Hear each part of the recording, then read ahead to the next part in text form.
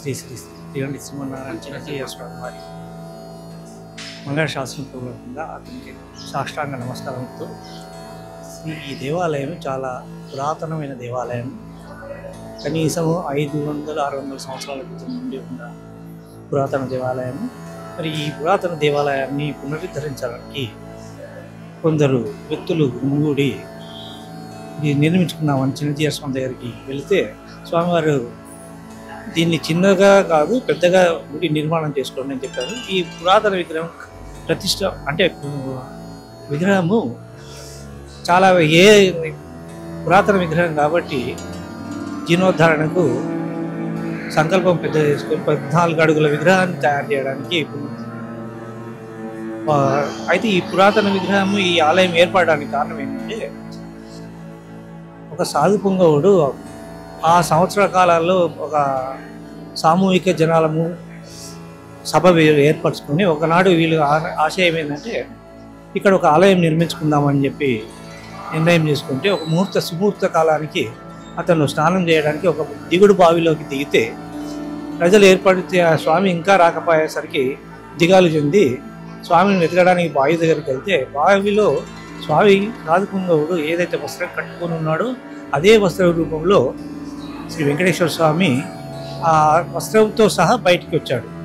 అయితే ఇతనే వెంకటేశ్వర స్వామి అని చెప్పి ఆ సాధుపుంగవుడు కాదు ఈయనే వెంకటేశ్వర స్వామి అని చెప్పేసి ఇక్కడ ఆలయం శ్రీ వెంకటేశ్వర స్వామిగా విరాజిల్లాడు. అయితే ఆ చిన్న విగ్రహము భిన్నమైన కారణంగా స్వామివారు విరాట్ వెంకటేశ్వర స్వామిగా పునరుద్ధరించుకోవాలని 14 అడుగుల వెంకటేశ్వర స్వామిని ఇక్కడ నిర్మించుకున్నాము, ప్రతిష్ఠ చేసుకున్నాము. శ్రీ స్వామివారి అనేక మంగళ శాసన పూర్వకంగా దినదిన అభివృద్ధి చెందుతూ ఉంది. జై శ్రీమన్నారాయణ.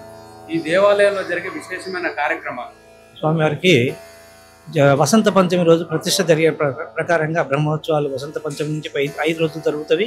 ప్రతి నెల స్వామివారి తిరునక్షత్రం ప్రకారంగా శ్రవణ నక్షత్రం ప్రకారంగా స్వామివారికి శ్రవణ నక్షత్రం రోజు తిరుమంజన సేవ, ప్రతి వారి నక్షత్రాల పూర్వకంగా ఉత్తర నక్షత్రంకి అమ్మవారి మహాలక్ష్మి అమ్మవారికి అభిషేకము, ఉబ్బ నక్షత్రానికి శ్రీ గోదాదేవి అమ్మవారికి అభిషేకము, పూర్ణిమ సందర్భంగా శ్రీ లక్ష్మీ హయగ్రీవ స్వామి అభిషేకము, స్వాతి నక్షత్రానికి శ్రీ లక్ష్మీనరసింహ స్వామి అభిషేకము, ప్రతి శని మంగళవారాలలో పూర్ణ హవనము మూలమంత్ర హవనము జరుగుతుంటవి. తర్వాత ప్రతి నెల పౌర్ణమి తర్వాత మొదటి ఆదివారం రోజు శ్రీ స్వామివారి కళ్యాణోత్సవం మహాకళ్యాణోత్సవం జరుగుతుంటుంది. వారంలో జరిగే విశేషమైన పూజా కార్యక్రమాలు స్వామివారికి ఈయన నిత్య కళ్యాణ పద్ధతిలో ఉండగా ప్రతిరోజు ఉత్సవాలు జరుగుతూ ఉంటాయి. వారి ఇష్టాపూర్వకంగా జరిగే ఉత్సవాలు ఉంటాయి. అయితే ప్రతి నెల మాత్రం మాస కళ్యాణం అని చెప్పేసి వెంకటేశ్వర స్వామి కళ్యాణోత్సవము, వసంత పంచమి నాడు బ్రహ్మోత్సవాలు జరుగుతుంటాయి. శ్రీరామనవమి నాడు నవరాత్రుల ఉత్సవాలు జరుగుతూ ఉంటాయి. స్వామివారికి శ్రవణ నక్షత్రం రోజు తిరునక్షత్రం ఆయన అభిషేకానికి ముందు రోజు నిజపాద దర్శనం దొరుకుతుంది. అది చాలా ముచ్చటగా చూసుకోవాల్సిన రూపము. ఆ భాగ్యం అందరికీ కలగదు. స్వామివారి నక్షత్రం ప్రకారం తిరునక్షత్రం శ్రవణ నక్షత్రం ప్రకారంగా అభిషేకం ఆ రోజు పొద్దున జరుగుతుంటే ఆ రోజు వచ్చే భక్తులకు అభిషేకం సేవించుకోవచ్చు. ఈ ఆలయంలో ప్రతి జరిగే ఉత్సవాలకి శ్రీ శ్రీమన్నారాయణ చిన్నజీయ స్వామివారి మంగళాశాసన పూర్వకంగానే జరుగుతూ ఉంటాయి. స్వామివారి ఆజ్ఞ ప్రకారంగానే ఆయన ప్రత్యక్ష పర్యవేక్షణలో మరి పరోక్ష పర్యవేక్షణలో ఈ ఉత్సవాలు జరుగుతూ ఉంటాయి.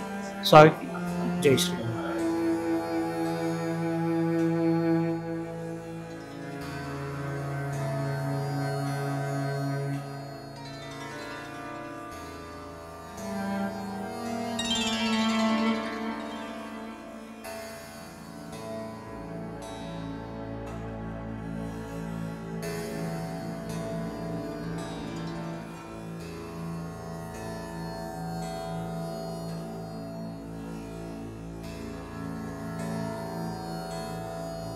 నా పేరు కృష్ణారెడ్డి, మా ఆవిడ రాజేశ్వరి.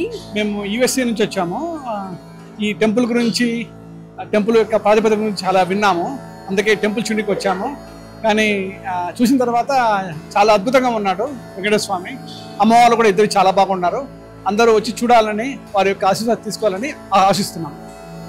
అమ్మవారి విగ్రహం చాలా బాగుందండి. ఇంత సైజు విగ్రహం నేను ఎక్కడ చూడలేదు. బాలాజీ విగ్రహం కూడా చాలా ఎత్తుగా ఉంది. అసలు 2 కళ్ళు సరిపోవటం లేదు చూడటానికి. చాలా అద్భుతంగా ఉంది. వైకుంఠపురం అంటే ఏంటో అనుకున్నాము. నిజంగా వైకుంఠపురం అంటే ఇలా ఉంటది అని చెప్పి ఈరోజు చూసిన జన్మ ధన్యం అయిపోయింది. అమ్మవారు కానీ అయ్యవారు కానీ సాక్షాత్ వెంకటేశ్వర స్వామి దర్శించుకొని మా కళ నెరవేరు. మేము హైదరాబాద్ నుంచి వచ్చామండి. చాలా బాగుంది, చాలా అద్భుతంగా ఉందండి. ప్రతి ఒక్కరు వచ్చి చూడాల్సిన ప్లేస్ ఇది. అందరికీ నమస్కారం అండి. ఈ గుడి సంగారెడ్డిలో ఉంది. గుడి పేరు అయితే వైకుంఠపురము. మేము ఇవాళ గుడికి రావడానికి కారణం ఏంటంటే మా చిన్నబాబు గారి పుట్టినరోజు ఉండే, జరుపుకుందామని వచ్చాము. గుడి చూడగానే నాకైతే తిరుమల గుర్తొచ్చింది. స్వామివారిని చూడగానే అయితే అలాగానే అనిపించింది. నిజంగా ప్రశాంతంగా అయితే ఉంది గుడి, చాలా మంచిగా ఉంది. ఫ్యామిలీతో వచ్చాం, చాలా బాగా స్పెండ్ చేయొచ్చు. పక్కన చూస్తుంటే కొలను ఇది అయితే నాకైతే తిరుమలనే గుర్తొచ్చిందండి, నిజంగా చెప్తున్నాను. ఇంకోటి మన సంస్కృతిని ఇలా ప్రోత్సహిస్తున్నందుకు ఈ ఛానల్ వారికి చాలా కృతజ్ఞతలు, ధన్యవాదాలు. హైదరాబాద్ నుంచి వచ్చామండి. చాలా బాగుందండి. వైకుంఠపురంలో వెంకటేశ్వర స్వామి దగ్గర చాలా బాగా చూసాము. తిరుమలలో ఇంత దగ్గర నుంచి చూడాలి అంటే కూడా సాధ్యం కాలేదు.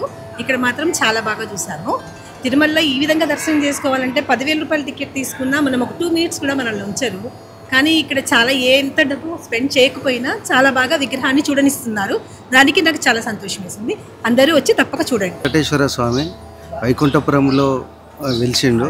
పురాతన దేవాలయాన్ని భక్తుల సహాయ సహకారాలతో బాగా ఈ మధ్యలో బాగా తీర్చిదిద్ది డెవలప్ చేసిన. బ్రహ్మోత్సవాలు కూడా బ్రహ్మాండంగా జరుగుతుంటాయి. ఇక్కడ ఈ మధ్యలోనే అన్నదానం కూడా నిర్వహిస్తున్నారు. వెంకటేశ్వర స్వామి ఆశీస్సులు మాకు మీకు అందరికీ ఎల్లప్పుడూ ఉంటాయని కోరుకుంటున్నాను. ఈరోజు మా పెళ్లి రోజు సందర్భంగా ఇక్కడికి స్వామివారి దర్శనానికి వచ్చాము. ఇక్కడ తిరుపతి అంటే అంత దూరం వెళ్ళలేము కదా ప్రతిసారి. ఇక్కడ దగ్గర ఉన్న ఆలయము ఇది వెంకటేశ్వర స్వామి విగ్రహం చాలా బాగుంది. ఇక్కడ గుడి కూడా చాలా పెద్దగా అవుతుంది రోజు రోజుకు. చాలా బాగుంది. ఇక్కడ దర్శనం కూడా తొందరగానే మంచిగా అయింది. చాలా బాగుంది. ఇక్కడికి వస్తాం చాలాసార్లు. ఇక్కడ గుడి దగ్గరికి వస్తాము. ఇక్కడనే ఏదన్నా మొక్కుకుంటే మంచిగా కోరికలు కూడా నెరవేరుతాయి. అందుకే ఈ గుడి దగ్గరికి ఎప్పటికి వస్తూ ఉంటాం మేము.